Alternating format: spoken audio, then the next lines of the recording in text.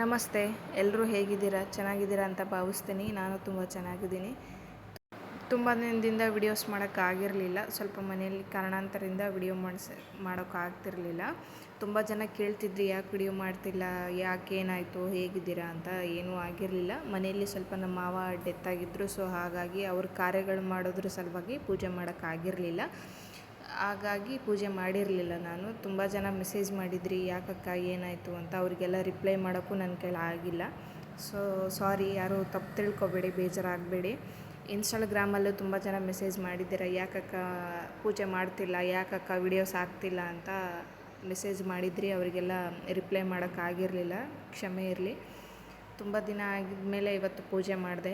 ಒಬ್ಬರು ಬಗ್ಗೆ ನಾನು ಹೂವು ಪ್ರಶ್ನೆ ಇಟ್ಟಾಗ ರಾಯರು ತುಂಬ ಚೆನ್ನಾಗಿ ಹೂವು ಪ್ರಸಾದ ಕೊಟ್ಟರು. ಬೇರೆ ಯಾರೂ ಅಲ್ಲ, ಸೌಮ್ಯಶ್ರೀ ಅಕ್ಕ ಇದ್ದಾರಲ್ವ, ಅವ್ರ ಪರವಾಗಿ ನಾನು ಹೂವು ಪ್ರಸಾದ ಕೇಳಿದಾಗ ರಾಯರು ಖಂಡಿತ ಅವರಿಗೆ ಒಳ್ಳೇದಾಗೇ ಆಗುತ್ತೆ. ಯಾಕಂದರೆ ಅವ್ರು ಏನು ಅಂತ ನನಗೆ ತುಂಬ ಚೆನ್ನಾಗಿ ಗೊತ್ತು. ಹತ್ತಿರಲಿಂದ ನೋಡಿಲ್ಲ ಅಂದರೂ ಪರವಾಗಿಲ್ಲ. 2019ರಿಂದ ಇಲ್ಲಿವರೆಗೂ ಆ ಅಮ್ಮನ ನಾನು ನೋಡ್ತಾ ಬಂದಿದ್ದು. ಇವತ್ತು ನನ್ನ ಜೀವನ ಎಷ್ಟು ಚೆನ್ನಾಗಿದೆ ಅಂದರೆ ಅವರೇ ಕಾರಣ. ಅವ್ರ ಸ್ಫೂರ್ತಿಯಿಂದನೇ ನಾನು ಇವತ್ತು ರಾಯರ ಪೂಜೆ ಮಾಡ್ತಾ ಬಂದಿರೋದು. ಅಕ್ಕನ ಪರವಾಗಿ ನಾನು ಹೂ ಪ್ರಸಾದ ಕೇಳಿದಾಗ ರಾಯರು ತುಂಬ ಚೆನ್ನಾಗಿ ಹೂ ಪ್ರಸಾದ ನೀಡಿದರು ಅಕ್ಕಂಗೆ. ಖಂಡಿತ ರಾಯರು ಒಳ್ಳೇದು ಮಾಡೇ ಮಾಡ್ತಾರೆ. ಅಕ್ಕ ಯಾವುದೇ ರೀತಿ ತಪ್ಪು ಮಾಡಿಲ್ಲ, ಮಾಡೋದು ಇಲ್ಲ. ಅವ್ರು ಯಾವ ಥರ ಪೂಜೆ ಮಾಡ್ತಾರೆ, ಯಾವ ಥರ ಸ್ಫೂರ್ತಿ ಅಂತ ತುಂಬ ಚೆನ್ನಾಗಿ ನನಗೆ ಗೊತ್ತು.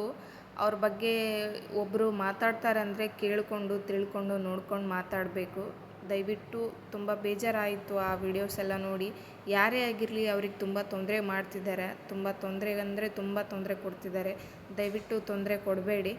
ರಾಯರು ಇದ್ದಾರೆ, ಸೌಮ್ಯ ಅಮ್ಮ ನಿಮ್ಮ ಜೊತೆಗೆ ಖಂಡಿತ ರಾಯರಿದ್ದಾರೆ. ಅವುಗಳಿಂದ, ಕಷ್ಟಗಳಿಂದ, ತೊಂದರೆಗಳಿಂದ ಆದಷ್ಟು ಬೇಗ ನಿಮಗೆ ಮುಕ್ತಿ ಸಿಕ್ಕೇ ಸಿಗುತ್ತೆ. ಅವರಿಗೂ ರಾಯರು ಸರಿಯಾದ ಉತ್ತರ ಕೊಟ್ಟೇ ಕೊಡ್ತಾರೆ. ಇವತ್ತು ನಿಮ್ಮ ಬಗ್ಗೆನೇ ನಾನು ಹೂ ಪ್ರಶ್ನೆ ಇಟ್ಟಾಗ ರಾಯರು ತುಂಬ ಚೆನ್ನಾಗಿ ಹೂ ಪ್ರಸಾದ ನೀಡಿದರು. ನನಗೆ ತುಂಬ ಖುಷಿ ಆಯಿತು. ಇನ್ಮೇಲಿಂದ ಒಬ್ಬರು ಬೆಳೀತಿದ್ದಾರೆ ಅಂದರೆ ಅವರಿಗೆ ಸಪೋರ್ಟ್ ಮಾಡಬೇಕು. ನಮ್ಮ ಕೈಲಾದಷ್ಟು ನಾವು ಸಪೋರ್ಟ್ ಮಾಡಬೇಕು. ಅದು ಬಿಟ್ಟು ಕಾಲೆಳೆಯೋ ಕೆಲಸ ಮಾಡಬಾರ್ದು. ಯಾರೇ ಆಗಿರಲಿ, ಇವತ್ತು ನಮಗೆ ಎಷ್ಟಾಗುತ್ತೋ ಅಷ್ಟು ಸಪೋರ್ಟ್ ಮಾಡಬೇಕು. ತುಂಬ ಬೇಜಾರಾಯಿತು ಆ ವಿಡಿಯೋಸ್ ಎಲ್ಲ ನೋಡಿ. ಆದರೂ ಕುಗ್ಗಬೇಡಿ ಅಮ್ಮ, ನಿಮ್ಮ ಜೊತೆಗೆ ರಾಯರಿದ್ದಾರೆ ಅಂತ ಹೇಳೋಕ್ಕೆ ಇಷ್ಟಪಡ್ತೀನಿ. ಯಾರೇ ಆಗಿರಲಿ, ಒಬ್ಬರು ಬೆಳೀತಿದ್ದಾರೆ ಅಂದರೆ ಸಪೋರ್ಟ್ ಮಾಡೋಣ.